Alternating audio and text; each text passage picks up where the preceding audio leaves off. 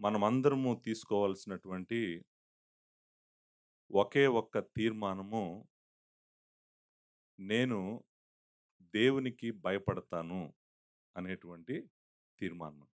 దేవుని యందు నేను భయభక్తులు కలిగి ఉంటాను. అదే మన సంఘానికి దేవుడు ఇస్తున్నటువంటి ఒకే ఒక్క తీర్మానం. మన సంఘంలో ఉన్న ప్రతి ఒక్కరు గూడా నేను దేవుని యందు భయభక్తులు కలిగి ఉంటాను. లేకపోతే నేను దేవునికి భయపడతాను. ఈ తీర్మానం కాకుండా మనిషి ఏ తీర్మానం తీసుకున్నా గూడా దాన్ని దేవుడు అంగీకరించడు. చాలా తీర్మానాలు నూతన సంవత్సరంలో చాలామంది తీసుకుంటున్నారు. ఆ తీర్మానాలను దేవుడు దీవించడు. ఆ తీర్మానాలను దేవుడు అంగీకరించడు. ఎందుకంటే ఆయన లేకుండా, ఆయన సహాయము లేకుండా తీసుకునేటువంటి ఏ తీర్మానమైనా గూడా దానికి దేవుని దృష్టిలో ఏ విలువ లేదు. దేవుడు దాన్ని అంగీకరించడు. దేవుడు లేకుండా తీసుకునేటువంటి ప్రతి తీర్మానం కూడా వ్యర్థమైంది. నూతన సంవత్సరంలో చాలా రకరకాల తీర్మానాలు తీసుకుంటారు. మనందరికీ తెలుసు. ఈ సంవత్సరం నేను చాలా ఆరోగ్యంగా ఉండాలి. ఆరోగ్యము జాగ్రత్తగా చూసుకోవాలి ఒక తీర్మానం. ఈ సంవత్సరము నేనెక్కువ ఫోను చూడగూడదు. ఇదొక తీర్మానం. ఈ సంవత్సరం నేనెవరికైనా ఏదైనా సహాయం చేయాలి. ఈ సంవత్సరం నేను మంచి మాటలే మాట్లాడాలి. చెడ్డ మాటలు మాట్లాడగూడదు. ఈ సంవత్సరము నేనింకా బాగా చదువుకోవాలి. ఈ సంవత్సరం నేనెక్కువ పుస్తకాలు చదవాలి. ఈ సంవత్సరం నేనెక్కువ సంపాదించాలి. ఇవన్నీ తీర్మానాలే. ఇవన్నీ తీర్మానాలే. జాబ్‌లో పైకెళ్ళాలి. బిజినెస్‌లో గ్రో అవ్వాలి. ఇవన్నీ తీర్మానాలే. కానీ అన్ని తీర్మానాల కన్నా గూడా గొప్ప తీర్మానం ఏంటంటే, నేను దేవునికి భయపడతాను. నేను దేవునికి భయపడతాను. ఈ సంవత్సరం అంతా గూడా నేను దేవునికి భయపడతాను. దేవుని వాక్యంలో మీరు ఏ వ్యక్తిని చూసినా గూడా, గొప్ప వ్యక్తులను ఎవరిని చూసినా గూడా, వాళ్ళందరి జీవితాల్లో మనకు కనపడేటువంటి కామన్ అందరి జీవితాల్లో ఉన్నటువంటిదేంటంటే, వాళ్ళు దేవునికి భయపడ్డారు. దేవునికి భయపడ్డారు. అందుకే దేవుడు వాళ్ళని అంత గొప్పవారిగా చేశాడు. అంత గొప్పవారిగా చేశాడు. వాళ్ళని వాడుకున్నాడు. ఆయన మహిమ తెచ్చుకున్నాడు. వాళ్ళను దీవించాడు. ఒక వ్యక్తి కాదు. మీరు దేవుని వాక్యంలో దేవుని పట్ల భయము కలిగి ఉండటం అనేటువంటిది చాలా పెద్ద టాపిక్. అబ్రహాము జీవితం చూస్తే దేవుడంటాడు, "నువ్వు నాకు భయపడుతున్నావని నాకు తెలుసంటాడు. నువ్వు నాకు భయపడుతున్నావని నాకు తెలుసు." మీరు చూడండి. మీరు దయచేసి 22వ అధ్యాయం ఆదికాండము 12వ వచనం. తన కుమారుణ్ణి అర్పించబోతున్నప్పుడు దేవుడు చెప్పినటువంటి ఒక మాట 22వ అధ్యాయము 12వ వచనం. 11వ వచనంలో యెహోవా ఆయన తన కుమారుణ్ణి వధించటానికి చేయి చాపి కత్తి పట్టుకున్నప్పుడు 10వ వచనంలో 11వ వచనంలో పరలోకము నుండి అబ్రహామా అబ్రహామా అని అతన్ని పిలిచెను. అందుకు అతడు చిత్తము ప్రభువా అనెను. అప్పుడు ఆయన ఈ చిన్నవాని మీద చెయ్యి వేయకుము. అతనేమియు చేయకుము. నీకు ఒక్కడై ఉన్న నీ కుమారుని నాకియ్య వెనుతీయలేదు గనుక నీవు దేవునికి భయపడు వాడవని ఇందువలన నాకు కనపడుచున్నదెను. చూడండి. అబ్రహాము జీవితము ఏంటి అని మీరు సమ్మరైజ్ చేస్తే మనకు అర్థమయ్యేది ఏంటంటే అబ్రహాము దేవుడికి భయపడ్డాడు. నేను ఇంకొక వ్యక్తిని కూడా చూపిస్తాను. నిజానికి ప్రతి అధ్యాయము, ప్రతి వచనము కూడా దేవుని భయం గురించి మాట్లాడుతుంది.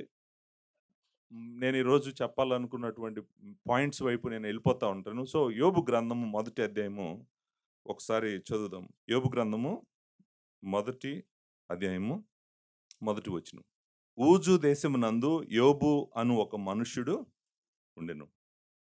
అతడు యథార్థవర్తనుడును న్యాయవంతుడునై ఉండి దేవుని యందు భయభక్తులు కలిగి చెడుతనమును విసర్జించిన వాడు. మీరు జాగ్రత్తగా 8వ వచనం కూడా చూడండి. 8వ వచనంలో కూడా మనం దగ్గర దగ్గర అదే మాటలు చూస్తాం. అందుకు యెహోవా, నీవు నా సేవకుడైన యోబు సంగతి ఆలోచించితివా? అతడు యథార్థవంతుడును న్యాయవంతుడునై దేవుని యందు భయభక్తులు కలిగి చెడుతనము విసర్జించిన వాడు. భూమి మీద అతని వంటి వాడెవడును లేడు.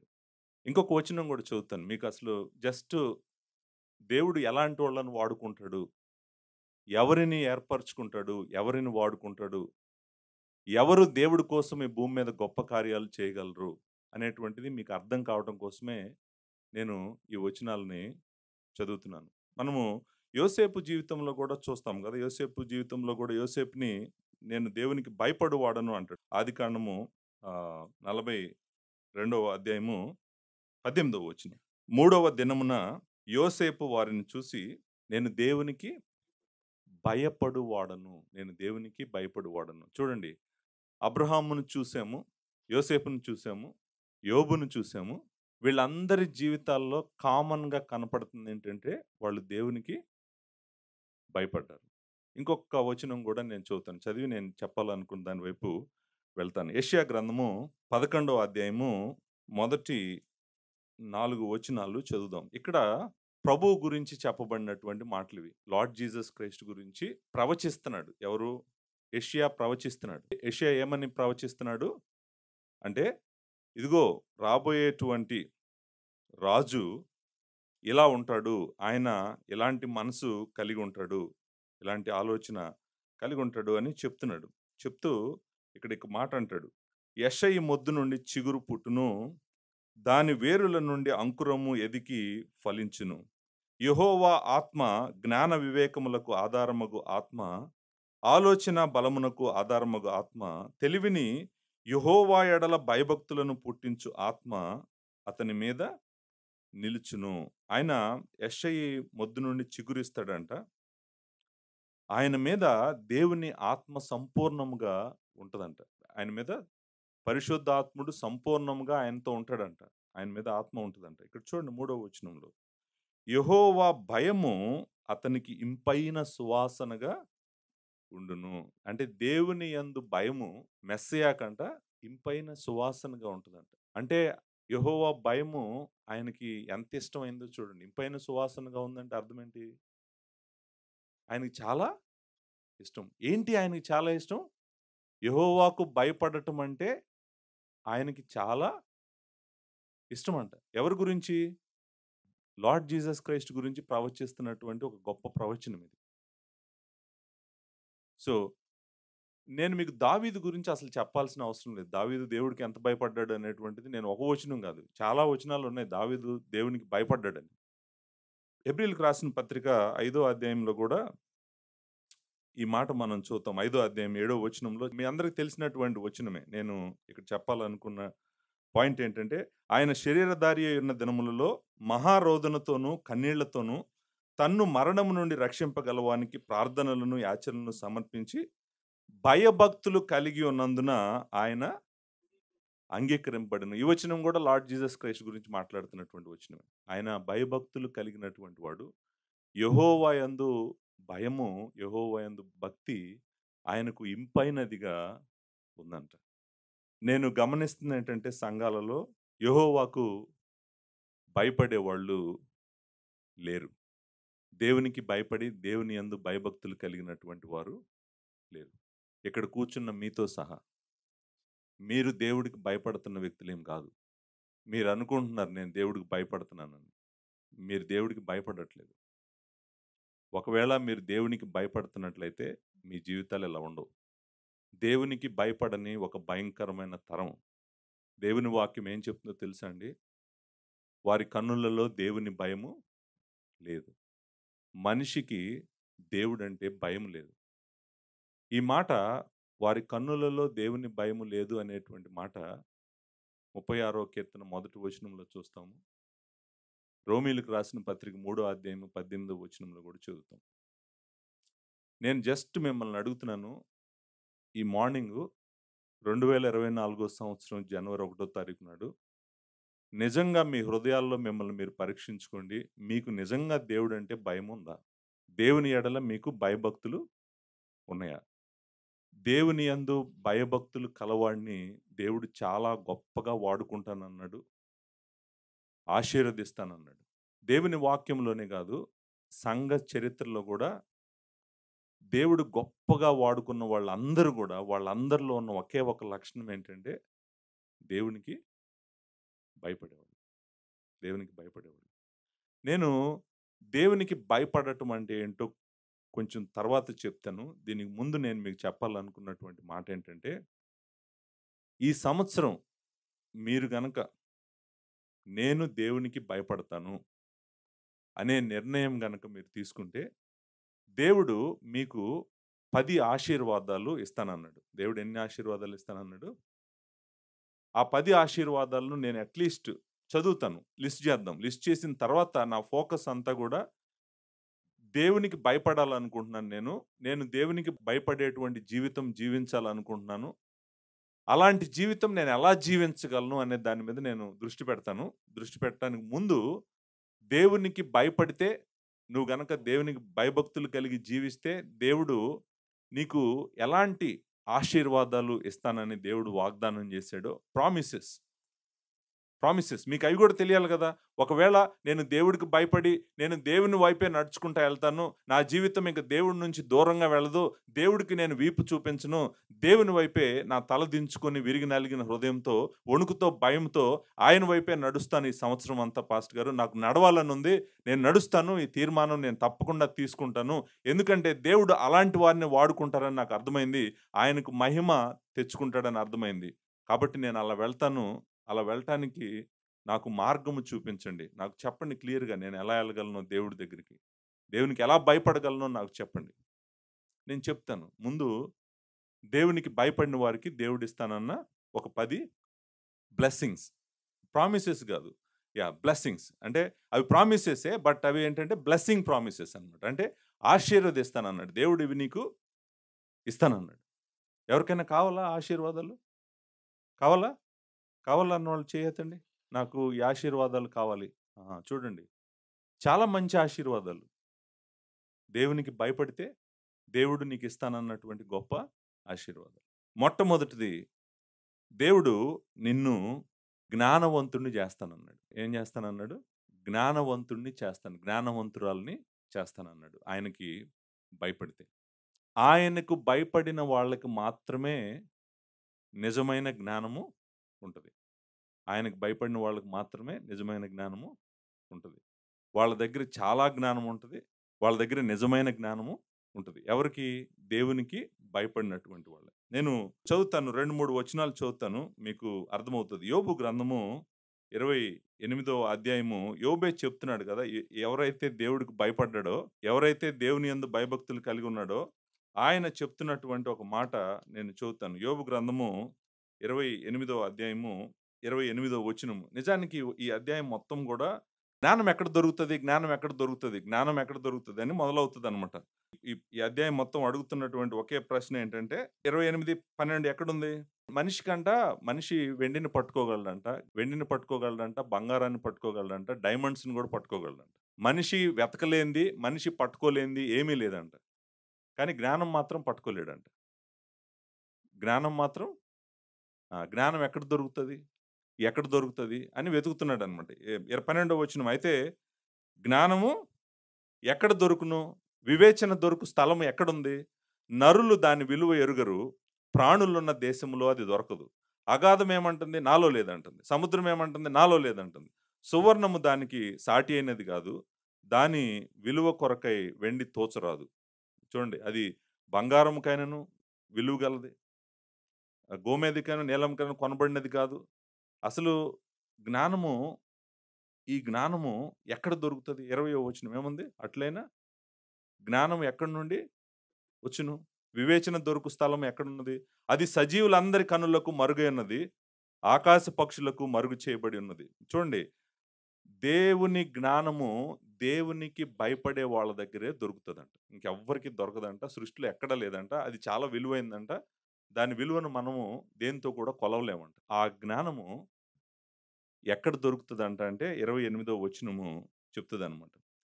యెహోవా యందలి భయభక్తులే జ్ఞానమనియు, దుష్టత్వమును విడుచుటయే వివేకమనియు ఆయన నరులకు సెలవిచ్చెను. చూడండి, నిజమైన జ్ఞానము మీరు సంపాదించుకోవాలంటే ఒకే ఒక్క మార్గము మీరు దాన్ని సంపాదించుకోగలరు. అది యెహోవా యందు భయభక్తులు కలిగి ఉండటం. యెహోవా యందు భయము వలన మీకేమొస్తది?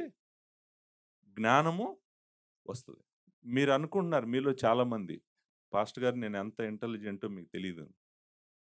దేవుడు మీ ఇంటెలిజెన్స్‌ని చూసి ఏమంటున్నాడో తెలుసా? నీ అంత అవివేకి ఎవరు లేరంటున్నాడు. ఈ లోకంలో చాలామంది జ్ఞానులు అని అనుకుంటున్నటువంటి వాళ్ళ జ్ఞానాన్ని దేవుడు ఏమంటున్నాడంటే, నీ అంత అవివేకి ఎవరు లేరు. నిజంగా ద మోస్ట్ ఇంటెలిజెంట్ పర్సన్ ఎవరైనా ఉన్నాడు భూమి మీద అంటే, ఆ వ్యక్తి ఎవరో చెప్పమంటారా? ఎవరంటే యెహోవాకు వణికిపోతుంటాడో, he is the most intelligent person. చాలా జ్ఞానవంతుడంట.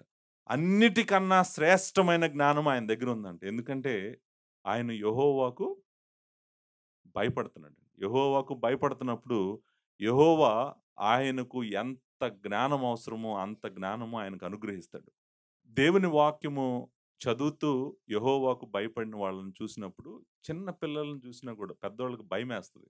అంటారు చాలా సార్లు, "ఏమండి నాకు 65 సంవత్సరాలు, మీకు 45 ఏళ్ళు కూడా లేవు. మీకింత జ్ఞానం ఎలా వచ్చిందంట?" ఎలా వచ్చిందంటే కారణం ఏంటంటే యెహోవాకు భయపడి. యెహోవాకు భయపడిన వ్యక్తికి చాలా జ్ఞానము దేవుడు ఇస్తానని వాగ్దానం చేస్తున్నాడు. ఎక్కడా దొరకదంటది. ఎవరి దగ్గర లేదంట. ఈ సృష్టిలో లేదంట. ఆయన దగ్గరే ఉందంట. ఆయన దగ్గర ఉన్నటువంటి ఆ గొప్ప జ్ఞానాన్ని మనకు దేవుడు ఇస్తానంటున్నాడు. "నువ్వు నాకు భయపడితే నేను నీకు జ్ఞానము ఇస్తాను." ఒక్కసారి చెప్పట్లేదు. దేవుని వాక్యంలో మరలా మనకు ఇదే ట్రూత్ దేవుడు చెప్తూనే ఉన్నాడు, వెళ్తూనే ఉన్నాడు. మీరు సామెతల గ్రంథము తీయండి. సామెతల గ్రంథము మొదటి అధ్యాయము 7వ వచనం. సామెతల గ్రంథానికి వెళ్ళటానికి మేబీ ఆన్ ద వే మనం 111వ కీర్తన కూడా చూద్దాం. 111వ కీర్తన నేను చెప్పాను. 111వ కీర్తన 10వ వచనం ఏముందండి? యెహోవా యందలి భయము జ్ఞానమునకు మూలము. 111వ కీర్తన 10వ వచనము. ఆయన శాసనములను అనుసరించు వారందరూ మంచి వివేకము గలవారు. సో చూడండి, అక్కడ కూడా అదే చెప్తున్నాడు. యెహోవా యందు భయభక్తులే మనకి జ్ఞానానికి మూలము. Most intelligent people, the best knowledge భూమి మీద ఉన్న దాంట్లో ఉన్నతమైన శ్రేష్టమైన జ్ఞానము ఆయన దగ్గరే దొరుకుతదంట. ఆయన ఒక్కడే ఇస్తాడంట. కానీ అందరికి ఇవ్వడంట ఆయన. ఆయన ఎవరికి ఇస్తాడంట? ఎవరైతే ఆయనకు భయపడతారో వాళ్ళకే ఇస్తానన్నాడు. సామెతల గ్రంథం మొదటి అధ్యాయం 7వ వచనంలో ఏముందండి? యెహోవా యందు భయభక్తులు కలిగి ఉండుట తెలివికి మూలము. రెండో అధ్యాయము 5వ వచనం. యెహోవా యందు భయభక్తులు కలిగి ఉండుట ఎటిదో నీవు గ్రహించెదవు. దేవుని గూర్చిన జ్ఞానము నీకు లభించును. యెహోవాయే జ్ఞానమిచ్చువాడు. తెలివి, వివేచన ఆయన నోట నుండి వచ్చును. అది చూసారండి. ఎక్కడుంది నిజమైన జ్ఞానము? నిజమైన జ్ఞానం ఆయన దగ్గరే ఉంది. ఆయన దగ్గర నిజమైన జ్ఞానం ఉన్నప్పుడు, ఆయన దగ్గరే జ్ఞానం ఉన్నప్పుడు ఎవరికిస్తాడు ఆయనది? ఎవరైతే ఆయనకు భయపడతారో వాళ్ళకే ఇస్తాడు. ఆయన అంటే భయపడని వాళ్ళకి ఆయన ఎందుకు ఇస్తాడు జ్ఞానము? ఆయన ఎందుకు నోరు విప్పుతాడు? ఆయన నోరు విప్పి తన జ్ఞానాన్ని వారికి ఎందుకు నేర్పిస్తాడు? నేర్పించడు. ఎప్పటికీ నువ్వు అజ్ఞానంలో చీకట్లో బ్రతికి చచ్చిపోవాల్సిందే తప్ప ఆయన జ్ఞానాన్ని నువ్వెప్పటికీ పొందలేవు. నువ్వు గనక ఆయనకు భయపడకపోతే. నువ్వు ఆయనకు భయపడటం మొదలుపెట్టు, ఆయన నోరు విప్పుతాడు నీకు. నోరు విప్పటమే కాదు, చక్కగా నీ దగ్గరికి తన జ్ఞానం అంతా తీసుకొని వస్తాడు. అది భూమి మీద ఎక్కడా లేదంట. ఈ సృష్టిలో ఎక్కడా లేదంట. అగాధ స్థలాలు నాకు తెలియదని చెప్తున్నాయంట. ఆకాశము నాకు తెలియదని చెప్తుంది. ఎక్కడా లేదండి. మనిషి అన్నీ పట్టుకోగలుగుతున్నాడంట కానీ నిజమైన జ్ఞానాన్ని మనిషి పట్టుకోలేకపోతున్నాడు. ఆ జ్ఞానము యెహోవా ఒక్కడే ఇవ్వగలడు. ఆయన దగ్గరే దొరుకుతుంది. ఇదే మాటలు మనం మరలా సామెతల గ్రంథంలో చూస్తాం. సామెతలు మొదటి అధ్యాయం 7వ వచనమే కాకుండా 15, 33 సామెతలు 9వ అధ్యాయం 10వ వచనం మనకి మరలా చెప్పేటువంటి ట్రూత్ ఇది. 9వ అధ్యాయం 10వ వచనం ఒకసారి చదువుతాను. యెహోవా యందు భయభక్తులు కలిగి ఉండుటే జ్ఞానమునకు మూలము. పరిశుద్ధ దేవుని గూర్చిన తెలివియే వివేచనకు ఆధారము. సో మొట్టమొదటి బ్లెస్సింగ్ ఏంటండి? యెహోవా యందు భయభక్తులు కలిగి ఉంటే ఫస్ట్ బ్లెస్సింగ్ దేవుడు మనకు జ్ఞానం ఇస్తాడు. కానీ మీరు అడగాల్సిన ప్రశ్న ఏంటంటే, ఈ జ్ఞానము ఏంటి పాస్టర్ గారు ఇది? జ్ఞానము తెలివి గలవాడిగా చేస్తాడు. ఆయనకు భయపడితే అన్నారు కదా! అసలు ఈ జ్ఞానము ఏంటి? ఎలాంటి జ్ఞానం ఇది? మరలా గుర్తుపెట్టుకోండి. ఈ జ్ఞానం ఏంటంటే ఆయనను గురించిన జ్ఞానము, సృష్టిని గురించిన జ్ఞానము, నిన్ను గురించిన జ్ఞానము, రక్షణను గురించిన జ్ఞానము, నిత్యత్వమును గురించిన జ్ఞానము, పరిశుద్ధతను గురించిన జ్ఞానము, నీ నిర్ణయాలను గురించిన జ్ఞానము. అంటే నిజంగా సృష్టికర్త మనము ఎలా బ్రతకాలని అనుకుంటున్నాడో, ఆయన దగ్గరికి ఎలా వెళ్ళాలని మనల్ని కోరుకుంటున్నాడో, మనల్ని ఎందుకు చేశాడో, అది అంతా చక్కగా ఆయన కోరుకున్న విధంగా జరగటానికి కావలసినటువంటి జ్ఞానం అంతా కూడా ఆయన ఆయన యందు భయభక్తులు గల వారికి మాత్రమే ఇస్తాడంట. మనము రెండో పేతురు చదువుతున్నప్పుడు కూడా ఒక మాట చదివాము. ఆయన దైవశక్తి జీవమునకు భక్తికి కావలసిన వాటన్నిటిని దయచేశాను. వాటన్నిటిని దయచేసిన వాటిలో దేవుడు మనకు భక్తికి జీవమునకు కావలసిన వాటన్నిటిలో దయచేసిన గొప్పదేంటో చెప్పమంటారా? జ్ఞానం. ఏం దయచేశాడు? అత్యధికమైన వాగ్దానములు. అవేంటి? అత్యధికములు, అమూల్యమైన వాగ్దానములు. ఏంటది? ఏంటవి వాగ్దానాలు? అదంతా జ్ఞానమే. అదంతా కూడా దేవుని జ్ఞానమే. దేవుడు చెప్తున్నాడు ఆయన ఏం చేస్తాడో, ఆయన ఏం చేయబోతాడో, ఏం జరుగుతుందో, ఏం జరగబోతుందో, నీ జీవితంలో ఎవరు ఏం చేస్తున్నారో నీకేమి తెలీదు. నీ చుట్టూ జరుగుతుందంతా తెలీదు. నీకేం జరగబోతుందో తెలీదు. నీకు ముందేం జరిగిందో తెలీదు. నీ దగ్గర జ్ఞానమే లేదు. మనిషి చాలా ఉప్పొంగిపోతున్నాడు. నాకు అన్నీ తెలుసని నేను చెప్తున్నాను. మనిషికి ఏమీ తెలీదు. మనుషుల జ్ఞానము శూన్యము. దేవుని వాక్యం చెప్తుంది మనిషి దగ్గర జ్ఞానము లేదు. There is no wisdom in man, there is no understanding in man. దేవుడు గనక మనలో ఉన్నది కూడా తీసేయాలనుకుంటే తీసేయగలడు. జ్ఞానము దొరికేటువంటి ఒకే ఒక్క ప్లేసు యెహోవా. ఆయన ఎవరికి ఇస్తానంటున్నాడంటే, ఎవరైతే నేనంటే మీరు భయపడండి, నేనంటే భయపడండి, నేను మిమ్మల్ని జ్ఞానవంతులుగా చేస్తాను, మీకు చాలా జ్ఞానం ఇస్తాను. జ్ఞానం లేనివాడే చీకట్లో నడవాలని వెళ్తాడు. జ్ఞానం ఉన్నవాడు చీకట్లో ఎందుకు నడుస్తాడు? మీరు తీసుకునే నిర్ణయాలలో చాలా తప్పు నిర్ణయాలు తీసుకుంటున్నారు. దానికి కారణం ఏంటంటే మీ జ్ఞానం లేదు. మీ జీవితము ఈరోజు ఇక్కడ అతి దారుణంగా నిద్ర లేని స్థితికి వెళ్ళిపోవడానికి కారణం ఏంటంటే మీ జ్ఞానం లేదు. మీ జీవితాలు ముక్కలు ముక్కలై మీ కళ్ళ ముందే పడిపోతున్నాయి. దానికి కారణం ఏంటంటే మీకు జ్ఞానము లేదు. నిద్రలు లేని రాత్రులు ఎన్నో మీరు అనుభవిస్తున్నారు. దానికి కారణం ఏంటంటే మీకు జ్ఞానము లేదు. ఎన్ని తప్పు నిర్ణయాలు తీసుకున్నారండి మీరు? ఎన్ని రాంగ్ డెసిషన్స్ తీసుకున్నారండి మీరు? రాంగ్ డెసిషన్ ఎవరు తీసుకుంటాడో తెలుసా? జ్ఞానం లేనివాడు తీసుకుంటాడు. జ్ఞానం ఉన్నవాడు రాంగ్ డెసిషన్స్ ఎందుకు తీసుకుంటాడు? తప్పు నిర్ణయాలు ఎందుకు తీసుకుంటాడు? మీరు చాలా తప్పు నిర్ణయాలు తీసుకున్నారు మీ జీవితంలో. మీరు వెనక్కి తిరిగి చూసుకోండి, ఎన్ని తప్పు నిర్ణయాలు తీసుకున్నారు. అవన్నిటికి కారణం ఏంటో చెప్పమంటారా? మీకు దేవుని జ్ఞానము లేకపోవటమే. దేవుని భయం లేదు కాబట్టి దేవుని జ్ఞానం మీకు లేదు. చూడండి, రోజులో మనము వందల నిర్ణయాలు తీసుకుంటాం ఎవ్రీ డే. యెహోవా నోటి నుంచి వచ్చే వాక్కు లేకుండా మీరు నిర్ణయాలు తీసుకోండి. ఆయన జ్ఞానం లేకుండా, ఆయన వివేచన లేకుండా మీరు నిర్ణయాలు తీసుకోండి. చూడండి మీ జీవితాలు ఏమవుతాయో. అంటే మనకు అర్జెంట్ నీడ్ ఏంటో తెలుసా? మన జీవితాల్లో అర్జెంట్ నీడ్ ఏంటో తెలుసా? మన జీవితాలు ఎందుకు చీకట్లో తప్పు డైరెక్షన్లో వెళ్తున్నాయి చెప్పమంటారా? తప్పు డైరెక్షన్లో వెళ్ళటానికి కారణం మనకు జ్ఞానము లేదు. మనకు జ్ఞానం లేదు. ఆయన నోరు విప్పి మనకు చెప్పట్లేదు. ఎందుకంటే మనం ఆయన అడగట్లేదు, ఆయనకు భయపడట్లేదు, ఆయన దగ్గరికి వెళ్ళట్లేదు, ఆయన కావాలని కోరుకోవట్లేదు. ప్రభువా నీ వైపే నేను పరిగెత్తానని మనం చెప్పట్లేదు. మనం ఆయనకు వీపు చూపి మన ఇష్టం వచ్చిన డైరెక్షన్లో పరిగెట్టుకుంటూ వెళ్ళిపోతున్నాము. దేవుడు ఏమంటున్నాడంటే, వెళ్ళు, నువ్వు ఎంత దూరం వెళ్తావు వెళ్ళు. నా జ్ఞానం లేకుండా, నా వివేచన లేకుండా నువ్వు ఎంతకాలం బతుకుతావు బ్రతుకు. నువ్వు బ్రతికినంతకాలము నీకున్నది పోతుంది, ఆఖరికి నీ ఆరోగ్యం కూడా పోతుంది. చూడు, మళ్ళీ అప్పుడు నువ్వు తిరిగి నా దగ్గరికి రావాల్సిందే జ్ఞానం కోసం. ఈ లోకం నీకు జ్ఞానం ఇవ్వలేదు. ఈ లోకం ఏమిస్తుందో తెలుసా? మోసం చేస్తుంది నేను. ఈ లోకము ఏం చేస్తుందంటే తీపినిస్తానని చేదునిస్తుంది, స్వాతంత్రం ఇస్తానని బందీలను చేస్తుంది నిన్ను. క్రెడిట్ కార్డులో అదే చేస్తున్నారు, మనల్ని బానిసలు చేస్తున్నారు అనమాట. చూడండి, ఈ లోకపు డిసెప్షన్లో, మోసంలో మనం అందరము పడిపోవటానికి కారణం ఏంటంటే మనకి దేవుని జ్ఞానము లేకపోవటమే. ఆయన పెదవుల వైపు మనం చూడట్లేదు. ఆయన పెదవుల వైపు మనం చూడాలంటే ముందు ఆయనకు భయపడాలి కదా. ఆయనకు భయపడి ఆయన దగ్గర వైపు నడుచుకుంటా వెళ్తుంటే ఆయన పెదవులు విప్పుతాడు. విప్పి ఆయన పెదవుల నుంచి నీకు విస్తారమైన జ్ఞానము దేవుడు దయచేస్తాడు. అప్పుడు నువ్వు చాలా సంతోషంగా ఉంటావు. అర్థమైందండి? దేవుని వాక్యం చెప్పేటువంటి గొప్ప సత్యం ఇది. గుర్తుపెట్టుకోండి మీరు. నాకు జ్ఞానం కావాలి. ప్రభువా నా జీవితంలో చాలా నిర్ణయాలు తీసుకోవాలి. లేకపోతే మొత్తం నా జీవితం మొత్తం ఏడుపే అనేటువంటి పరిస్థితుల్లో నిజంగా చెప్తున్నాను. 2024లో దయచేసి మీరు యెహోవా జ్ఞానమును కోరుకోండి. అది ఆయనకు భయపడటం ద్వారా. ఆయనకు భయపడటం ద్వారా. నంబర్ 1. నంబర్ 2 రెండోది. ఆయనంట ఆయనకు భయపడితే మన పనిని దీవిస్తాడంట. మనకు కావాల్సినవన్నీ గూడా దేవుడు దయచేస్తాడంట. మనకి అంటే ఇక మనకి ఏది తక్కువ చేయడంట. ఏది తక్కువ చేయకుండా చక్కగా మనల్ని దీవిస్తాడంట. 128 కీర్తన చక్కగా వర్ణిస్తుంది ఈ ట్రూత్‌ని. 128 కీర్తన అంటది, యెహోవా యందు భయభక్తులు కలిగి ఆయన త్రోవల యందు నడుచు వారందరూ ధన్యులు. 4వ వచనం, యెహోవా యందు భయభక్తులు గలవాడు ఎలాగూ ఆశీర్వదించబడును. చూడండి, యెహోవా యందు భయభక్తులు గలవాడంట ఆయన త్రోవల్లో నడుస్తాడంట. అప్పుడు దేవుడంట ఆయనకు కావాల్సినవన్నీ దయచేస్తాడంట. ఏం దయచేస్తాడంట?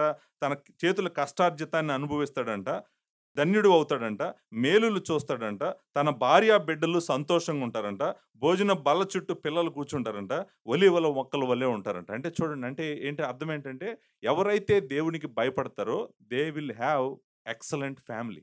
Excellent family. మంచి కుటుంబము. అని దేవుని దీవెన. దేవుని మేళ్ళు.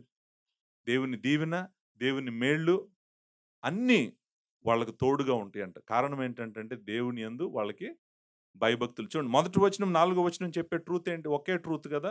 యెహోవా యందు భయభక్తులు కలిగి.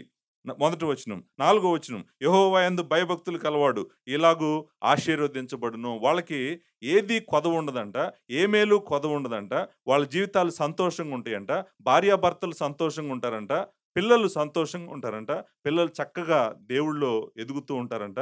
అన్నీ మంచిగా ఉంటాయంట. 34వ కీర్తన 9వ వచనం ఏం చెప్తుందంటే, యెహోవా భక్తులారా ఆయన యందు భయభక్తులుంచుడి. ఆయన యందు భయభక్తులుంచు వానికి ఏమీయు కొదువలేదు. ఏమీయు కొదువలేదు. నువ్వు గనక ఆయనకు భయపడ్డావనుకో, ఏది కూడా నీకు తక్కువ కాదు. ఆయన నీకేది తక్కువ చేయడు. అంతేకాదు నీకు కావాల్సినవన్నీ గూడా ఆయన దయచేస్తాడు. చూడండి, ఆయనకు భయపడిన వాళ్ళకి నీకు కావాల్సిందంతా ఆయన దయచేస్తాడు. ఆయనకి భయపడని వాళ్ళు నీకు కావాల్సిందంతా నువ్వే తెచ్చుకోవాలి. అర్థమైందా? నీకు కావాల్సిందంతా నువ్వే తెచ్చుకుంటావా? నీ శక్తితో, నీ బలంతో, నీ జ్ఞానంతో నువ్వే తెచ్చుకుంటావా? లేకపోతే ఆయన మీద ఆధారపడి నాకు కావాల్సిందంతా గూడా నా దేవుడు నాకు అనుగ్రహిస్తాడు అని నువ్వు ఆయనకి భయపడతావా? నువ్వు ఆయనకి భయపడితే గనక నీకు కావాల్సిందంతా గూడా ఆయన నీకు చక్కగా తెచ్చిపెడతాను అని దేవుని వాక్యము మరలా మరలా చెప్తున్నటువంటి ట్రూతే. 111వ కీర్తన 5వ వచనంలో ఈ మాట అంటాడు. తన యందు భయభక్తులు గలవారికి ఆయన ఆహారం ఇచ్చుచున్నాడు అంటుంది. ఆయన యందు భయభక్తులు గలవారికి ఆయన ఆహారం ఇచ్చున్నాడు. ఏ కొదువ ఉండదంట. ఆహారం ఇస్తాడంట. మంచి కుటుంబం ఉంటదంట. భార్య, పిల్లలు సంతోషంగా, ఆనందంగా గంతులేస్తా ఉంటారంట. ధన్యుడు, ధన్యురాలు అవుతారంట. అంతేకాదు ఏ మేలు వాళ్ళకి తక్కువ కాదంట. ఇంకేం కావాలండి జీవితానికి? మీరు చెప్పండి నాకు. మనం పరిగెత్తేది ఏంటి? మన జీవిత కాలం పరిగెత్తేది ఈటి కోసమే గదా! దేవుడు నా రెక్కల కష్టాన్ని దీవించాలి. దేవుడు నాకు మేళ్ళు చేయాలి. దేవుడు నన్ను ఆశీర్వదించాలి. దేవుడు నా కుటుంబాన్ని దీవించాలి. దేవుడు నా భార్యని దీవించాలి. దేవుడు నా పిల్లల్ని దీవించాలి. మాకు ఏది తక్కువ కాకూడదు అనే కదా మీరు కోరుకుంటున్నారు. అదే కదా దేవుడు ఇస్తానంటున్నాడు. మరి దేవుని దగ్గరికి రావచ్చు కదా! ఆయనే ఇస్తానంటున్నాడు. ఆయన బలంతో, ఆయన శక్తితో, ఆయన కృపతో, ఆయన జ్ఞానంతో మీకు ఇస్తానంటున్నాడు కదా! ఆయన ఇస్తానన్నప్పుడు మరి భయపడుతూ ఆయన దగ్గరికి రావటం మంచిది కదా మనం. మంచిది కదా! భయపడని వాడు గూడా రెక్కల కష్టం సంపాదిస్తాడు. యెహోవా అంటే భయం లేనివాడు గూడా సంపాదిస్తాడు. ఆ సంపాదన దేవుడు దీవించింది గాదు.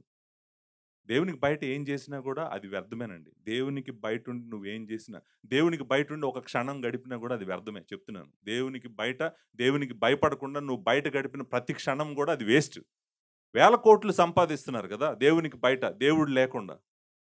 మరి అదంతా ఏంటి? దేవుడు ఏమంటున్నాడంటే అదంతా వ్యర్థం అంటున్నాడు. అదంతా వేస్ట్. అసలు నా నా అకౌంటింగ్‌లోకి రాదంటున్నాడు అది. తర్వాత కొంతమంది చాలా కష్టపడతారు. కానీ వాళ్ళ కష్టార్జితం అంతా ఇంటికి చేరదు. అది ఇంకొక ప్రాబ్లమ్. ఇంటికి రాదు. వ్యర్థమైన అలవాట్లకి, చెడు అలవాట్లకి వాళ్ళ డబ్బులన్నీ వాళ్ళ చెమట, రక్తం అంతా కూడా ఖర్చు పెడతారు. కానీ యెహోవా యందు భయభక్తులు గలవాడంట చక్కటి కుటుంబాన్ని కట్టుకుంటాడంట. దేవుడు అతనికి కావాల్సినయన్నీ గూడా దయచేస్తాడండి. ఏ కొదవ లేకుండా అన్ని మేలులతో దేవుడు అతన్ని కాపాడతాడండి. యెహోవా యందు భయభక్తులు కలిగి ఉంటే. యెహోవా అంటే భయపడాలి. నేను మూడవది కూడా చెప్తాను. మూడవ పాయింట్ ఏంటంటే, నీకు మంచి జీవము, మంచి జీవితము దేవుడు దయచేస్తాడంట. లాంగ్ లైఫ్ అంటాం కదా మనం. జీవము లేకపోతే జీవితము, మంచి జీవితము దేవుడు దయచేస్తాడంట. చూడండి, ఎవరైతే యెహోవాకు భయపడతారో వాళ్ళు ఎక్కువ కాలం బ్రతుకుతారు. అది నిజమే. దానికి కారణం గూడా చెప్తాను. దానికి కారణం ఏంటంటే, వాళ్ళకి చింత ఉండదు. వాళ్ళకి చింత ఉండదు. నిజానికి వాళ్ళకి ఏ చింత ఉండదు. వాళ్ళు దీనులు. వాళ్ళలో కలవరం ఉండదు. వాళ్ళలో అలజడి ఉండదు. గుండె ఫాస్ట్‌గా కొట్టుకోదు. కొలెస్ట్రాల్ ఉండదు. ఏది ఉండదు. ప్రార్థన చేసేటువంటి ఒక జీవితం చూడండి మీరు. ప్రార్థన చేయని ఒక జీవితం చూడండి. యెహోవా యందు భయభక్తులు కలవాడు నెమ్మదిగా ఉంటాడు.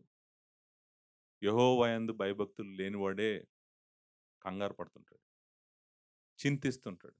భయపడుతుంటాడు. చింత, భయము, ఆందోళన ఇవన్నీ గూడా మనిషిని తొందరగా చంపేస్తాయి. యెహోవా యందు భయము కలిగుంటే నువ్వు ఎక్కువ ఆయుష్‌ని భూమి మీద అనుభవిస్తావు.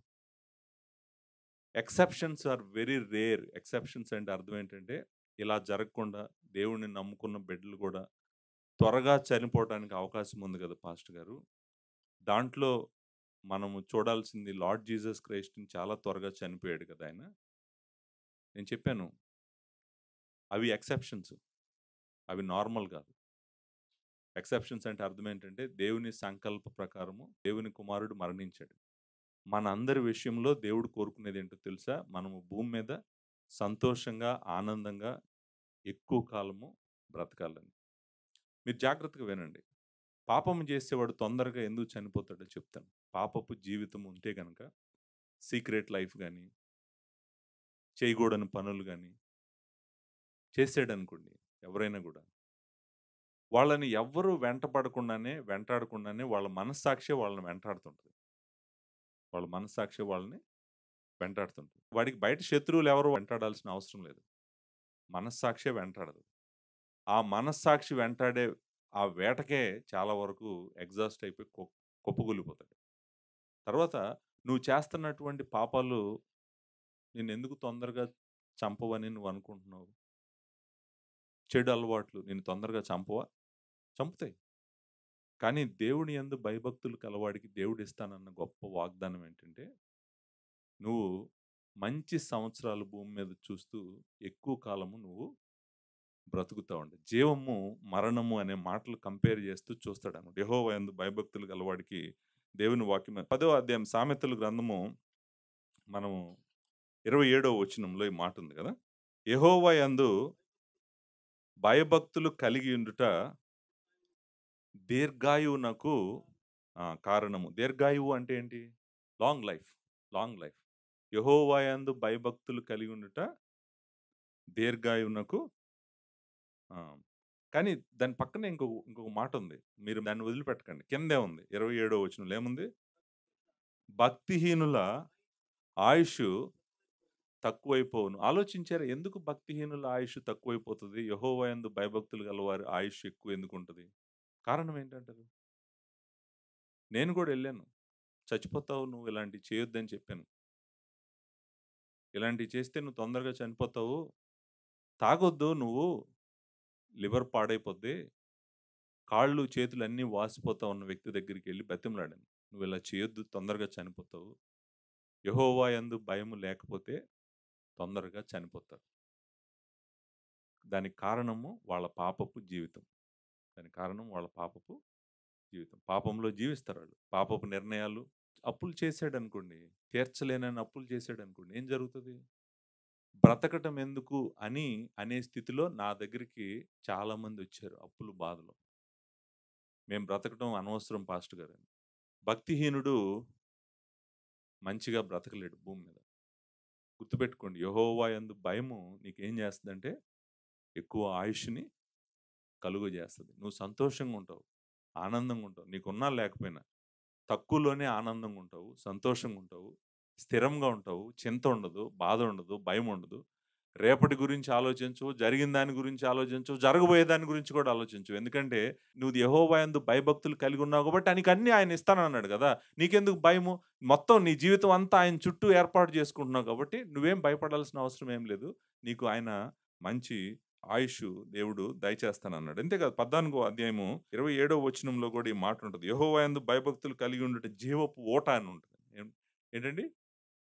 జీవపు ఊట అంట. జీవపు ఊట అంటే చాలా ఇంట్రెస్టింగ్. ఫౌంటైన్ ఆఫ్ లైఫ్ అంట. అంటే అర్థం ఏంటంటే, ఆయనలో నువ్వుంటే ప్రతిరోజు జీవమే వస్తుంటదంట నీ దగ్గరికి. అంటే నీకు కావాల్సిన ప్రతి క్షణము, ప్రతిరోజు నీకు జీవమే. ఆయనలో ఉంటే, ఆయనకు భయపడతా ఉంటే, నువ్వు జీవాన్ని ఎంజాయ్ చేస్తా ఉంటావంట. ఎందుకంటే, అది ఒక ఊటలాగా ఉబుకుతా ఉంటదంట. నువ్వు ఆ ఊటలో కూర్చున్నావంటే గనక, నీ జీవితం చాలా మంచిగా, చక్కగా ఉంటదని గూడా దేవుని వాక్యము చెప్తుందను. 19వ అధ్యాయము 23వ వచనము ఈ మాట ఉంటది. యెహోవా యందు భయభక్తులు కలిగి ఉండుట జీవ సాధనము. యెహోవా యందు భయభక్తులు కలిగి ఉండుట జీవ సాధనము. జీవ సాధనము అనేటువంటిది అర్థం ఏంటంటే జీవంని నడిపిస్తదంట. యెహోవా యందు భయభక్తులు కలిగి ఉండుట జీవమునకు నడిపిస్తదని దేవుని వాక్యం చెప్తుంది. అంటే చూడండి ఒక మాట కాదు, ఒక చోట కాదు. చాలా మాటలు, చాలా చోట్ల దేవుడు చెప్తున్నటువంటి సత్యము ఏంటంటే ఆయన యందు భయభక్తులు కలిగి ఉంటే జీవము, ఆయుష్షు, జీవము, ఆయుష్షు దేవుడు ఇస్తానని వాగ్దానం చేశాడు. నాలుగో పాయింట్ ఏంటంటే, మనకు రక్షణ, భద్రత ఆయన ఇస్తానన్నాడు. యెహోవా యందు భయభక్తులు గల వారికి దేవుడు ఇస్తానన్నటువంటి 4 ఆశీర్వాదము ఆయన మనకు రక్షిస్తానన్నాడు. మనకు భద్రతను గూడా కలుగజేస్తానన్నాడు. 33 కీర్తన 19 వచనము ఈ మాట ఉంటదనమాట. యెహోవా దృష్టి ఆయన యందు భయభక్తులు గలవారి మీదను, ఆయన కృప కొరకు కనిపెట్టు వారి మీదను నిలుచుచున్నది. ఆయనంట నీకు కావాల్సిన రక్షణ, భద్రత దయచేస్తాడంట. ఎందుకంటే ఆయన కన్నులు ఎప్పుడూ నీ పైన ఉంటాయంట. నువ్వు ఆయనకు భయపడుతున్నావు గాబట్టి. యెహోవా యందు భయభక్తులు గలవారి మీద ఆయన కనుదృష్టి ఉంటదంట. ఆయన నిన్ను చూస్తా ఉంటాడంట. 34 కీర్తన 7వ వచనం. యెహోవా యందు భయభక్తులు గలవారి చుట్టూ ఆయన దూత కావలి ఆయన దూతలను కావలి ఉంచుతాడంట. నీకు భద్రం జేస్తాడంట. నీ దేవుని కాపుదల నీతో లేకపోతే ఆయన కనుదృష్టి నీ మీదుంచి ఆయన దేవదూతలతో నిన్ను భద్రం చేయకపోతే గనక ఎప్పుడు, ఏ రోజు, ఎక్కడ నీకు ఏం జరుగుతదో నీకు తెలీదు. నీకు కావాల్సిన రక్షణ, భద్రత దేవుడు మాత్రమే అనుగ్రహిస్తాడు. సో, ఇది చాలా గొప్ప ఆశీర్వాదం. ఆయన సహాయము చేస్తాడంట. ఆయన కేడమంట. 115 కీర్తన 11 వచనం. యెహోవా యందు భయభక్తులు గలవారులారా, యెహోవా యందు నమ్మిక ఉంచుడి. ఆయన వారికి సహాయమును, వారికి కేడెమునై ఉన్నాడు. కేడెము అంటే ఏంటి? షీల్డ్. సహాయం చేయటం మాత్రమే గాదు, ఆయన మనల్ని భద్రం చేస్తాడంటండి. అంటే మన సేఫ్టీ, సెక్యూరిటీ ఎవరి చేతుల్లోకెళ్ళిపోయింది? లేకపోతే నువ్వు జేసుకోవాలా సేఫ్టీ, సెక్యూరిటీ అంతా గూడా. నువ్వు ఆయన చేతుల్లో పెడతావా దాన్ని, నీ చేతుల్లో పెట్టుకుంటావో నువ్వే నిర్ణయం తీసుకో. 4 ఆశీర్వాదాలు చెప్పానండి ఇప్పటికి. మొట్టమొదటిది నీకు జ్ఞానం ఇస్తానన్నాడు. రెండోది నీకు కావాల్సినవన్నీ దయచేస్తానన్నాడు. మూడోది నీకు ఆయుష్ ఇస్తానన్నాడు. నాలుగోది నిన్ను భద్రం చేస్తానన్నాడు. Even safety and security. చూడండి ఇవన్నీ ఎవరికిస్తానంటున్నాడు? ఆయన యందు భయభక్తులు గలవారికి ఆయన ఇస్తానన్నటువంటి ఆశీర్వాదాలు, వాగ్దానాలు, ఆశీర్వాదాలు. నేను 5-10 వరకు నేను చదువుతాను. మీరు జస్ట్ నోట్ చేసుకోండి. నోట్ చేసుకొని దయచేసి మీరు ధ్యానించడానికి ప్రయత్నం చేయండి. ఐదో పాయింటు చాలా ధైర్యంగా ఉంటారంటండి. యెహోవా యందు భయభక్తులు గలవారు ధైర్యంగా ఉంటారు. ధైర్యంగా ఉంటారు అనేటువంటిది చాలా ఇంపార్టెంట్ మాట. సామెతల గ్రంథం 14 అధ్యాయము 26వ వచనం. యెహోవా యందు భయభక్తులు కలిగియుండుట బహుధైర్యము పుట్టించును. బహుధైర్యము పుట్టించును. ధైర్యవంతులు. ధైర్యము అనేటువంటిది భయానికి ఆపోజిట్. ధైర్యం అనేటువంటిది భయానికి ఆపోజిట్. చాలామంది భయాలతో సఫర్ అవుతున్నారు. భయాలు ఎక్కువ అవ్వటం వలన చాలా డిసీజెస్ వస్తున్నాయి. సైకలాజికల్ డిసీజెస్ వస్తున్నాయి. మెంటల్ డిసీజెస్ అంటాం కదా మనం. నిద్ర పట్టకపోవడంతో సహా మన జీవితంలో వచ్చేటువంటి చాలా సమస్యలకు కారణము మనలో ఉన్నటువంటి భయాలే. భయాలే. ఫియర్. కానీ ఎవరైతే యెహోవాకు భయపడతారో వాళ్ళని దేవుడు ధైర్యముగా ఉంచుతానన్నాడు. మేబీ ఈ ఉదయకాల సమయం నువ్వు వాక్యం వింటున్నావు. నీ జీవితంలో ఆల్రెడీ నిన్ను లోపల ముక్కలు ముక్కలు చేస్తున్న భయం ఏదైనా ఉందేమో. నువ్వు ఆల్రెడీ లోపల నిన్ను తినేస్తుందది. నీకెప్పుడు ఏం జరుగుతుందో తెలీదన్నంత తినేస్తుంది భయము. ఆ భయము ఉంటే గనక దేవుడు ఈరోజు ఇప్పుడే నీతో మాట్లాడుతున్నాడు. ఏమని మాట్లాడుతున్నాడంటే, "నువ్వు భయపడుతున్నావు. నువ్వు భయపడకుండా ఉండాలంటే నీకు ధైర్యం కావాలి. ఆ ధైర్యము నేనివ్వగలను నీకు. నువ్వు నా దగ్గరికి రా" అని దేవుడు నిన్నడుగుతున్నాడు. నువ్వు వెంటనే ఏం చేయాలంటే, దేవుడు నాకు జాన్యువరి 1 తారీఖు నాడు నాతో మాట్లాడాడు. నా భయము తీసేస్తానని నాకు వాగ్దానం చేశాడు. నన్ను ధైర్యవంతుడిని, ధైర్యవంతురాలిని దేవుడు చేస్తానన్నాడు. ఇది చాలా గొప్ప వాగ్దానము. నేను ఆయనకు భయపడతాను అనే నిర్ణయం నువ్వు తీసుకో. నాకు తెలుసు భయం ఎలా మనిషిని చంపుతుందో నాకు తెలుసు. నేను అందుకే నీకు చెప్తున్నాను ఈ మాట. యెహోవా యందు భయము గలవారికి భయమే ఉండదంట. యెహోవా యందు భయం గలవారికి భయమే ఉండదంట. మనము చాలామంది దైవజనులు చెప్పినటువంటి మాటే. Solution to all fears is fear in the God. Solution to all fears is in the fear of God. Jehovah యందు భయమే నిన్ను అన్ని భయాల నుంచి తొలగిస్తది. లేకపోతే యెహోవా యందు నువ్వు భయము గనక నీకు లేకపోతే అన్ని భయాలు నీ చుట్టూ నుంచుంటాయి వచ్చి. నిన్నెప్పుడు కిందకి లాగి పడేద్దామని అన్ని భయాలు నీ వెనకాల వెంటాడుతుంటాయి. అన్ని భయాల నుంచి నిన్ను విడిపించగలిగినటువంటి ఒకే ఒక భయము దేవుని భయం. దేవుని యందు నీకు భయముంటే ఈ వచనం ఏం చెప్తుందంటే బహు ధైర్యము పుట్టించును. ధైర్యము నువ్వు కలిగుంటావు. ఆరో ఆశీర్వాదం ఏంటంటే, నీకు దేవుడు కంటెంట్‌మెంట్ అంటాం. కంటెంట్‌మెంట్ లేకపోతే సంతృప్తి అంటాం. సాటిస్ఫై అనేటువంటి మాట మనము వాడొచ్చనమాట. సో, తృప్తి కలిగిన జీవితం ఉంటదంట. చాలా మంది జీవితాలు పాడైపోవడానికి కారణం ఏంటంటే, వాళ్ళకి తృప్తి లేదు. ఉన్నదాంతో సంతోషం లేదు. They are not content. They are not satisfied. They are not happy. వాళ్ళ లైఫ్‌లో నాకింకా గావాలి, ఇంకా కావాలి, ఇంకా కావాలి, ఇంకా కావాలి, ఇంకా కావాలి అంతే. ఉన్నదాంతో మాత్రం సంతోషంగా ఏ రోజు ఉండలేరు. ఉన్నదాంతో సంతోషంగా ఉండలేరు కాబట్టే వాళ్ళు అప్పులైనా చేస్తారు. అప్పులైనా చేసి వాళ్ళ లైఫ్ స్టైల్‌ని పెంచాలనుకుంటారు. ఇంకా పైకెళ్ళాలనుకుంటారు. ఏదో ఒకటి చేస్తారు. ఈ ప్రాసెస్‌లో ఏం జరుగుతుందంటే చాలా మిస్టేక్స్ చేస్తారు. చాలా మిస్టేక్స్ చేసి దారుణంగా తయారవుతది వాళ్ళ జీవితం. అంటే అర్థం ఏంటంటే నీకు ఉన్న దాంట్లో నువ్వు సంతోషంగా గనక లేకపోతే, నువ్వు పాపము చేస్తావు.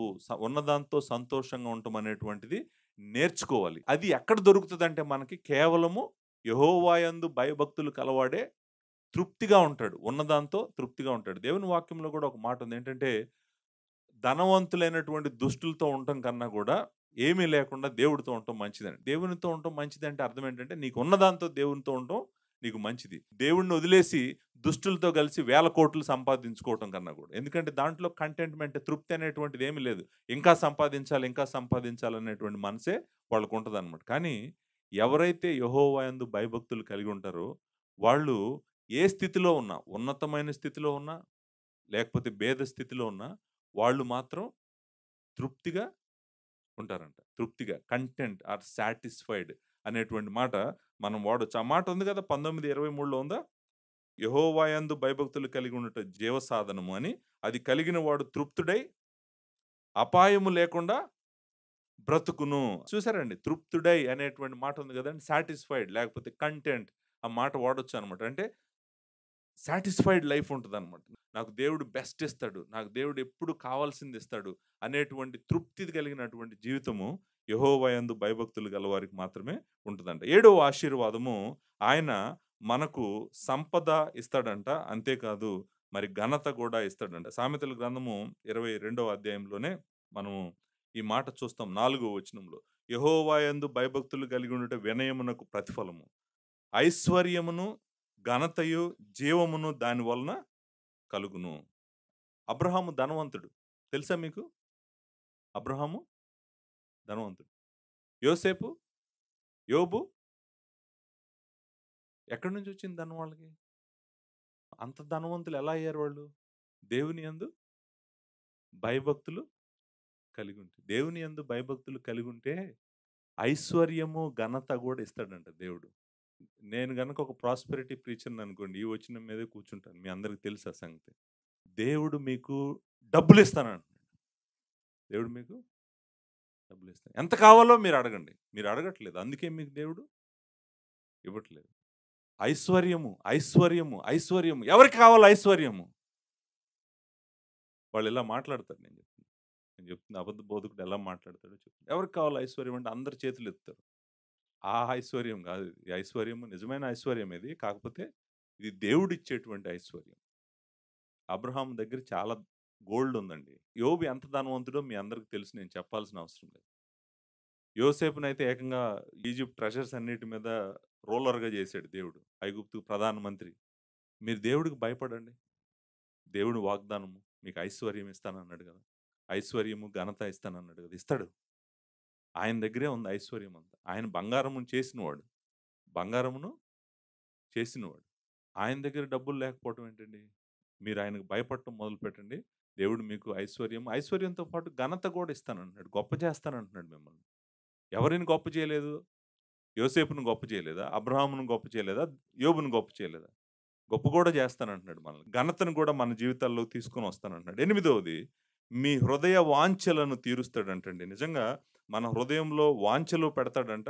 ఆ వాంఛలను కూడా నెరవేరుస్తాడంటండి. చాలా చాలా మంచి ఇంపార్టెంట్ పాయింటేనండి ఇది. 145 కీర్తన 19వ వచనంలో ఈ మాట చదువుతాం. తన యందు భయభక్తులు గలవారి కోరిక ఆయన నెరవేర్చును. తన యందు భయభక్తులు గలవారి కోరిక ఆయన నెరవేర్చును. వారి మొర్ర ఆలకించి వారిని రక్షించును. చూడండి, మన హృదయాలలో దేవుడు కోరికలు పెడతాడంట. ఆ కోరికలను కూడా ఆయన నెరవేరుస్తాడంట. ఎప్పుడు మనం ఆయనకు భయపడితేనన్నమాట. నీకు ఉన్నటువంటి డిజైర్స్, నీ హార్ట్‌లో ఉన్నటువంటి డిజైర్స్ వాటిని చక్కగా నెరవేరుస్తాడు. నేను అబుదాబిలో ఉద్యోగం చేసుకుంటా ఉన్న టైంలో నాకు చాలా ఆశ ఉండేది. నేను దేవుని వాక్యం నేర్చుకోవాలని. దేవుని వాక్యం నాకు తెలీదు. దేవుని వాక్యం నేర్చుకోవాలని చాలా ఆశపడేవాడిని అంతే. కోరికే అది నాకు. నా హృదయంలో అది కోరికే. నేను ఎలా నేర్చుకోవాలి? ఎక్కడ నేర్చుకోవాలి? ఎప్పుడు నేర్చుకోవాలి? అని అనుకుంటా ఉండేవాడిని. అనుకుంటా ఉంటే ఒకరోజు మా కంపెనీ ఏం చేశారంటే, "నువ్వు శాన్ ఫ్రాన్సిస్కోలో ఒక ఆయిల్ అండ్ గ్యాస్ కాన్ఫరెన్స్ జరుగుతుంది. నువ్వెళ్ళి మన కంపెనీలో మనం చేసిన ప్రాజెక్ట్‌ని ప్రెజెంట్ చేస్తావా?" అని అడిగారండి. నేనెక్కడున్నాను? అబుదాబిలో ఉన్నాను. నన్నెక్కడికి పంపిస్తున్నారు? శాన్ ఫ్రాన్సిస్కో పంపిస్తున్నారు. యూఎస్ పంపిస్తున్నారు. నా కోరికేంటి? దేవుని వాక్యం నేర్చుకోవాలి. ఆ కాన్ఫరెన్స్ ఏంటి? Oil and gas conference. నేనెళ్ళాను. శాన్ ఫ్రాన్సిస్కో ఎళ్ళాను. శాన్ ఫ్రాన్సిస్కో ఎళ్ళినటువంటి ఆ ప్రయాణము ఏం చేసిందో తెలుసా అండి? నేనొచ్చి నా ఉద్యోగం వదిలిపెట్టి అమెరికా ఎళ్ళేటట్టు చేసింది. మొత్తం అంతా నీట్‌గా ప్లాన్ చేశాడు దేవుడు. నేను లాస్ ఏంజలస్ ఎళ్ళాలి. జాన్ మెకార్థర్ గారిని కలవాలి. అక్కడ నేను కాలేజీ చూడాలి. అన్నీ ప్లాన్ చేసాడు దేవుడు. అదంతా నాకు తెలీదు. నాకు ఓన్లీ జస్ట్ కోరికే ఉంది నా హార్ట్‌లో. సో, ఆయన నా కోరికను చక్కగా తీసుకొనెళ్ళి నెరవేర్చాడు. నెరవేర్చిన తర్వాత మళ్ళా దేవుడు ఇక్కడికి తీసుకొనొచ్చాడు నన్ను. చూడండి, మీ జీవితాల్లో మంచి కోరికలు దేవుడు పెడతాడు. చాలా గొప్ప కోరికలు పెడతాడు. కానీ ఆ కోరికలను కూడా ఆయన శక్తితో, ఆయన ఐశ్వర్యంతో, ఆయన బలంతో వాటిని నెరవేరుస్తాడు. నెరవేర్చాలంటే నువ్వు ఆయనకు భయపడే వ్యక్తివై ఉండాలి. సో, నంబర్ 8 అయిపోయింది కదా! 9 నంబర్ 9 అండ్ నంబర్ 10. నంబర్ 9 చాలా ఇంపార్టెంట్. 103వ కీర్తన 11వ వచనం. ఆయన యందు భయభక్తులు గలవారికి చాలా కృప ఇస్తాడంట. ఏమిస్తాడండి? కృప. చాలా కృప ఆయన అనుగ్రహిస్తాడు. 103వ కీర్తన 11వ వచనం. భూమి కంటే ఆకాశం ఎంత ఉన్నతంగా ఉన్నదో, ఆయన యందు భయభక్తులు గలవారి యెడల ఆయన కృప అంత అధికముగా ఉంది. ఆయన every day he dispenses grace to you if you fear him. Every moment, ప్రతి క్షణము, ప్రతి దినము నీకు కావాల్సినటువంటి కృప, ఎంత కృప కావాలంటే అంత కృప ఆయన అనుగ్రహిస్తాడు. నేను చెప్తున్నాను, ఈ సృష్టిలో కృప చేయలేనిది ఏదీ లేదు. గుర్తుపెట్టుకోండి, కృప చేయలేనిది ఏది లేదు. కృప ఏమైనా చేయగలదు. దేవుడు కృప ఏమైనా చేయగలదు. పాస్టర్ గారు ఏమైనా చేయగలదా? ఏమైనా చేయగలదు. దానికి ఏదైనా అడ్డొస్తే ఏం చేస్తుందంటే లాగి పక్కన పడేస్తుంది. ఆకాశం అంత ఎత్తు ఏదైనా ఎగిరినా కూడా దానికన్నా ఎత్తు ఎగరగలిగింది దేవుని కృప. ఎంత లోతు వెళ్ళినా కూడా దానికన్నా లోతు వెళ్ళగలిగినటువంటి దేవుని కృప. దేవుని కృప చేయలేనిది ఏమీ లేదు. మన జీవితాల్లో ఏదైనా చేయగలదు దేవుని కృప. కాబట్టి ఆ కృప ఆయన సమృద్ధిగా ఎవరికి ఇస్తాడంట అంటే, ఆయన యందు భయభక్తులు గలవారికి ఇస్తాడు. ఒక ఎగ్జాంపుల్ చెప్తాను దేవుడి కృప ఎలా ఉంటుందో. అదే బురద బట్టలేసుకొని, చిన్న కర్ర తీసుకొని గొర్రెలు తోలుకుంటా ఉన్నాడు. గొర్రెలు కాసుకుంటా ఉన్నాడు. బెత్లెహేము కొండల్లో గొర్రెలు కాసుకుంటా ఉన్నాడు. దేవుని కృప ఏముందో తెలుసా? చాలా బాగా గొర్రెలు కాస్తున్నాడు. అంతేకాదు దినమెల్లా నన్ను స్తుతిస్తున్నాడు. సమూయేలు నువ్వెళ్ళి పట్టుకో. పట్టుకొని డైరెక్ట్‌గా ఎక్కడ ఆ బురద బట్టల కర్ర అన్నీ తీసేసి డైరెక్ట్‌గా అక్కడి నుంచి పట్టుకొచ్చి సింహాసనం మీద కూర్చోబెట్టారు. చూడండి కృప ఏం చేయగలదు? ఏమైనా చేయగలదు. చెరసాలలో ఉన్నాడు. జైల్‌లో ఉన్నాడు. నెక్స్ట్ మూవ్‌మెంట్ ఈజిప్టే ప్రైమ్ మినిస్టర్ అయ్యాడు. ఒకరోజేమో చెరసాలలో ఉన్నాడు. తర్వాత రోజు ఎక్కడున్నాడు? సింహాసనం మీద ఉన్నాడు. ఏం చేయగలదు దేవుడి కృప? ఏం చేయలేదు దేవుని కృప. ఏం చేయలేదు దేవుని కృప. అన్నీ చేయగలదు దేవుడి కృప. ఈరోజు నిన్నెక్కడ ఉంచుతది, రేపు నిన్నెక్కడో ఉంచుతది. అది ఆయన యందు భయభక్తులు గలవారికే ఆ కృప ఆయన అనుగ్రహిస్తానన్నాడు. సో, విస్తారంగా ఆ కృప ఆయన అనుగ్రహిస్తానన్నాడు. లాస్ట్ పాయింట్ దీంతో అయిపోద్ది. ఐ థింక్ నేను యవ్వనస్తులకు చాలా ఇంపార్టెంట్ ఈ ఆఖరి పాయింటు. ఎందుకంటే వాళ్ళ జీవితంలో చాలా సార్లు డెసిషన్స్ తీసుకోవాల్సొస్తది. డెసిషన్ మేకింగ్ లాస్ట్‌దేంటంటే డెసిషన్ మేకింగ్.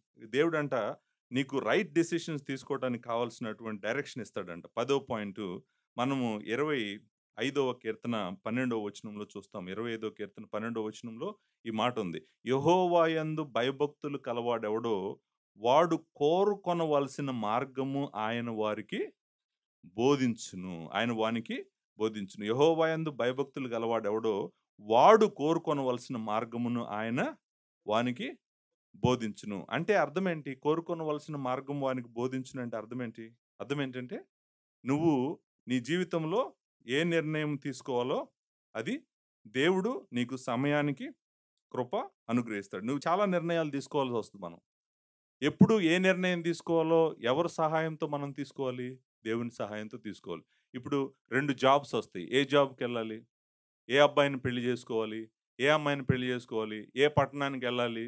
ఎక్కడుండాలి? ఎక్కడ ఎంతకాలం ఉండాలి? ఏ దేశంలో ఉండాలి?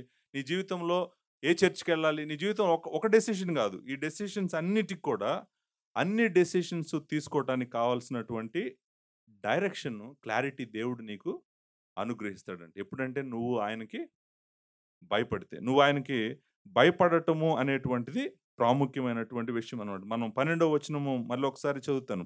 He who is the man who fears the lord him while he instruct in the way that he should choose. అంటే ఆయన ఏ మార్గంలో ఎళ్ళాలి, ఏ నిర్ణయం తీసుకోవాలి అనేటువంటి ఆ డైరెక్షన్‌ని దేవుడు ఇస్తాడంట. కృప ఇస్తాడంట. నువ్వు ఈ నిర్ణయము తీసుకో.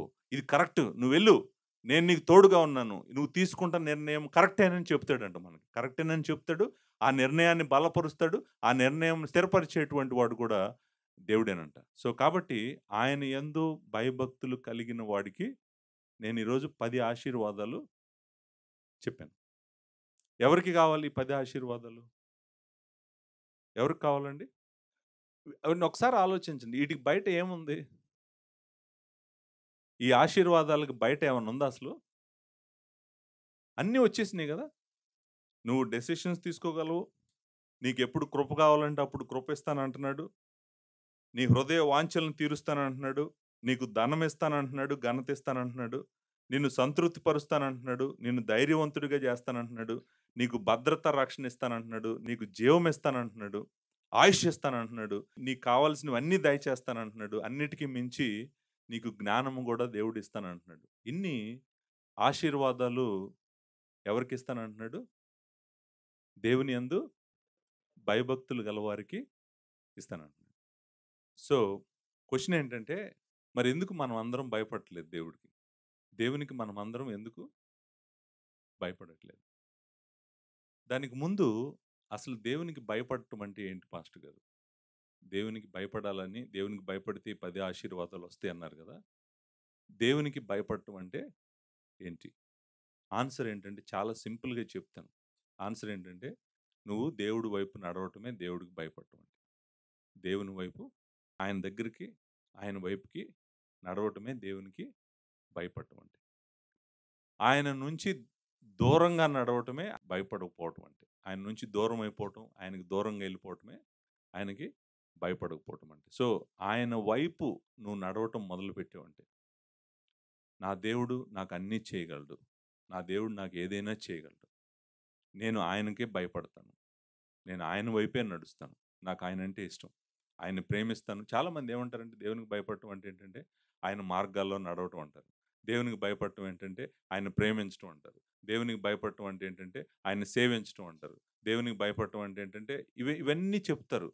ఇవన్నీ కరెక్టే. కానీ నేను చెప్తున్నాను, దేవునికి భయపడటం అంటే ఏంటంటే, నీ నడక అంతా గూడా ఆయనకు దగ్గరగా వెళ్ళటానికి నువ్వు ప్రయత్నం చేస్తుందే ఆయనకు భయపడటం అంటే. ఎవరైతే ఆయనకు దగ్గరగా సమీపంగా వెళ్ళాలని ఎక్కువ ప్రయత్నం చేస్తూ ఉంటారో దేవుడు వాళ్ళకి ఇప్పుడు నేను చెప్పిన ఈ 10 ఆశీర్వాదాలు కూడా దేవుడు ఇస్తానన్నాడు. మీరు నడుస్తారా మరి? నడుస్తారా? దేవుని వైపు నడుస్తారా? లోకం వైపు నడుస్తారా? దేవుని వైపు నడుస్తారు. సో, దీంట్లో దేవుని వైపు నడవటంలో మీరేయాల్సిన మొట్టమొదటి అడుగేంటో తెలుసా అండి? First step. మీరు దేవుని వైపు నడవాలంటే దేవుడెవరో మీకు తెలియాలి. దేవుని వైపు నడవాలంటే మీకు దేవుడెవరో తెలియాలి. మొదటి స్టెప్ మీరు తీసుకోవాల్సిందేంటంటే, దేవుని వాక్యము మీరు చదువుతూ, దేవుని వాక్యము వినేవారు కావాలి. మొదటి స్టెప్. మొదటి అడుగు ఆయన వైపు నడవాలంటే నీకున్న వెలుగేంటి? ఇదే కదా! దేవుని వాక్యమే కదా! అంటే దేవుని వాక్యం నువ్వు చదవాలి. దేవుని వాక్యం చదవాలి. దేవుని వాక్యం వినాలి. దేవుని వాక్యం ధ్యానించాలి. అప్పుడే కదా ఆయనెవరో నీకు తెలుస్తాడు. ఆయనెవరో నీకు తెలిస్తేనే కదా నువ్వు ఆయనకు భయపడగలవు. ఆయనెవరో తెలియకుండా నువ్వు ఆయనకి ఎలా భయపడతావు? భయపడలేవు కదా! అంటే దేవుని వాక్యం నువ్వు చదవాలి. దేవుని వాక్యం నువ్వు చదవాలి. Number 1 first step. నంబర్ 2 రెండో స్టెప్పు నువ్వు దేవుని సన్నిధిలో కనపడాలి. మానకుండా దేవుని సన్నిధిలో కనపడాలి. పరిశుద్ధులతో కలిసి నువ్వు ప్రార్థన చేయాలి. పరిశుద్ధులతో కలిసి నువ్వు సహవాసం చేయాలి. పరిశుద్ధులతో కలిసి దేవుడి పనిలో ఉండాలి నువ్వు. పరిశుద్ధులతో కలిసి నువ్వు ఎవరి పనిలో ఉండాలి? దేవుని పనిలో ఉండాలి. చూడండి ఇక్కడ మనం అందరము నేను దేవునికి భయపడుతున్నానని చెప్తే ఏం చేయాలంటే మనం చేయగలిగింది దేవుని సన్నిధిలో చేయాలి. పరిచర్య చేయాలి. ప్రార్థన చేయాలి. దేవుని వాక్యం చదువుకోవాలి. పరిచర్య చేయాలి. ఇంకా నువ్వు ఆయన గురించి నేర్చుకుంటూ నువ్వు ఆయనకు దగ్గరికి గనక వెళ్ళగలిగావంటే దేవుడు ఈ 10 ఆశీర్వాదాలు మీకు ఇస్తాడు. 2024లోనే మీరు చూస్తారు.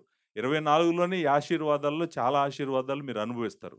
ఆయనను విడిచిపెట్టి లోకం వైపు వెళ్ళకండి. లోకంలో చీకటి, లోకంలో అజ్ఞానము, లోకంలో మరణము, లోకంలో కన్నీరు, లోకంలో భయము, లోకంలో వేదన ఉంది. దయచేసి మీరు సింపుల్‌గా ఏం చేయకపోయినా మీరు చేయగలిగిన బెస్ట్ ఏంటో తెలుసా అండి? నేను వాక్యం చెప్పుకుంటూ వెళ్తున్నాను. నా వెనక రండి మీరు. యూట్యూబ్ ఓపెన్ చేయండి. నేను పాస్టర్ గారు గ్రంథం తర్వాత గ్రంథం చెప్తున్నారు. నేను వింటాను. నేను వింటాను. చూడండి మిమ్మల్ని దేవుని భయం దగ్గరికి తీసుకురాగలిగింది ఆయన వాక్యమే. మీరు ఆయన వాక్యం ఎక్కువ వినండి. పుస్తకం కంప్లీట్ చేయండి. అసలు ఈ సంవత్సరం నేను ఈ ఫస్ట్ నెలలోనే నేను ఒక గ్రంథం కంప్లీట్ చేస్తాను. మొత్తం గ్రంథం అంతా నేను చదువుతాను. గ్రంథం అంతా నేను ధ్యానిస్తాను. గ్రంథం అంతా నేను అర్థం చేసుకుంటాను. ఏదో బుక్ ఆమోస్ తీసుకోండి. ఆమోస్ అయిపోయింది కదా! ఆమోస్ మొదలు పెట్టండి. ఆమోస్ గ్రంథం అంతా మీరు వినండి. మొత్తం 28 మెసేజెస్ మీరు వినేటప్పటికే మీకు దేవుడు ఎవరో తెలుస్తాడు. మీరు భయపడటం మొదలు పెడతారు. అది చేయకపోతే మీరు ఎప్పటికి కూడా మీరు మారరు. మీకు భయం రాదు మీ హృదయాల్లోకి. భయం రావాలంటే మీరు దేవుని వాక్యం వినటం స్టార్ట్ చేయాలి. స్టార్ట్ చేయండి. అదే మొట్టమొదటి అడుగు.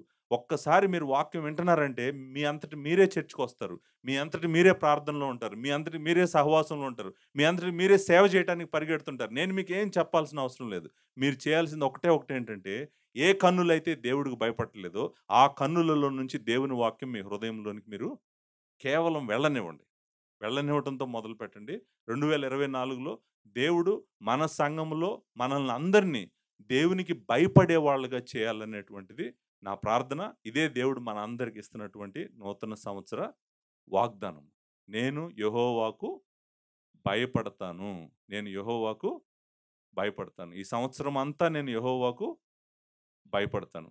దేవుని విస్తారమైన కృప మీ అందరికీ తోడుగా ఉండుగాక.